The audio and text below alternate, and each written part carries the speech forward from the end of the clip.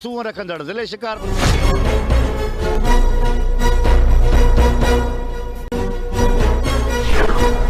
उसके साथ हमारे कवानीन भी हैं। उसके बाद सुप्रीम कोर्ट का भी एक ऑर्डर आ चुका है।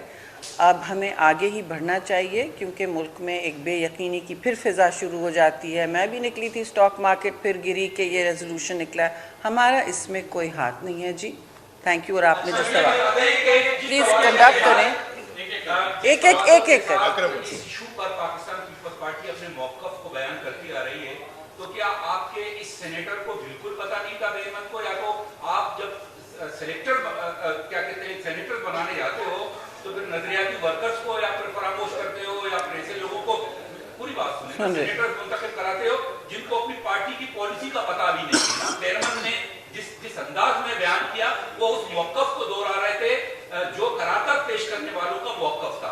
नंबर 2, दूसरा मेरा ये सवाल है, क्या पाकिस्तान पीपल्स पार्टी पर ये इल्जाम आयद किए जा रहे हैं कि बलूचिस्तान हुकूमत के उसूल के लिए पीपल्स पार्टी ने अपने तमाम जो उसूली मौक़िफ़ है, जो नजरियाती मौक़िफ़ है, उसको एक तरफ छोड़ दिया है और मुक्तदरा, आप कितने सवाल पूछ रहे हैं? एक ही सवाल है, मुक्तदरा के सिलेक्टेड लोगों को जो है ना पार्टी में शामिल किया है, जिसमें जो नाम खास तौर पर आ रहे हैं, मलिक शाह है, सरफराज भुट्टी है, शफीक मेंगल है, और इन किस्म के लोगों को पार्टी में जगह दी ताकि बलूचिस्तान में पीपल्स पार्टी। आप मुझे इजाज़त देंगे जवाब देने का?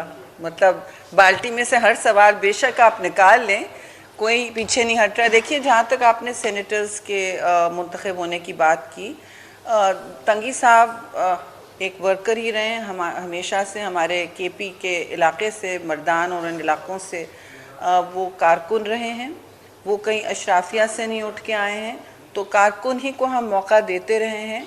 कुछ अपनी दानिश्वर को भी, दानिशमंद क्लास को, हम पीपल्स पार्टी वाहिद पार्टी है जहाँ हमने माइनॉरिटीज़ को भी प्रिविलेज किया है और ख़वातीन को सामने लाए हैं, माइनॉरिटीज़ को सेनेटरशिप्स दी हैं जिस तरह, और बहुत सारी दी हैं। दलित क्लास में भी जो आपने बात की गई है, हमने पीपल्स पार्टी ने हमेशा कारकुन को तरजीह दी है, चाहे सेनेट हो या दूसरे इलेक्शंस हों।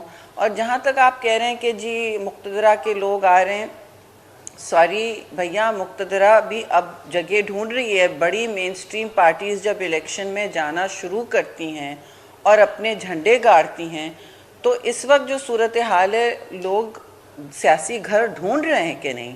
ये सिर्फ बलूचिस्तान की बात भी नहीं है, हर जगह ये हो रहा है कि लोग अपनी अपनी लीनिंग्स के मुताबिक, अपनी अपनी सोच के मुताबिक जा रहे हैं पार्टीज़ में अलग अलग। वो समझ रहे हैं कि उनको एक बड़ी छतरी चाहिए। और जहाँ तक जरदारी साहब की सियासत है और उनकी एक मुशावरती अमल मशहूर है दुनिया में, वो जहाँ भी जा रहे हैं वहाँ हमारे लिए जॉइनिंग्स हो रही हैं। तो हमारे लिए जॉइनिंग्स नाजायज़ होती हैं, दूसरे के लिए जायज़ ऐसा तो नहीं होता। लेवल प्लेइंग फील्ड ही होगा ना जी। बताइएगा कि ये वो कौन लोग हैं जो बार-बार कोई ना कोई शोषा छोड़ रहे हैं कि इलेक्शन डिले हो जाए? क्या आप समझती हैं कि जो निगरान वज़ीर आज़म है या जो निगरान सेटअप है, वो अपने इक़्तिदार को टूल देना चाहता है, अपनी हुक्मरानी को, या कोई और मुक़्तदरा क़ुव्वतें भी हैं? देखिए, ये तबसरा तो आप ख़ुद बेहतर मुझसे कर सकते हैं कि कहाँ से ये सवाल जवाब आ रहे हैं। वो सेनेट में तो एक दूसरे सेनेटर ने ये मूव किया है करारदाद। अगर हम नज़रियाती नहीं होते तो शायद ये प्रेस कॉन्फ्रेंस नहीं हो रही होती। ठीक है जी। और मैं ये आपसे वज़ाहत से कहना चाहूँगी कि कोई इसमें कंफ्यूजन नहीं है कि रास्ता सामने क्या है और मुल्क मुश्किलात और बहरानी कैफियत से गुज़र रहा है। ख़ास तौर से इक़्तिसादी जो लोगों के सूरत हाल है इस वक्त, लोगों के जेबों पर डाका डल रहा है, इन्फ्लेशन, अफरात ज़र, बेरोज़गारी, इन्हीं के ख़िलाफ़ हमारी जद्दोजहद है और इन्हीं के ख़िलाफ़ हम काम कर रहे हैं।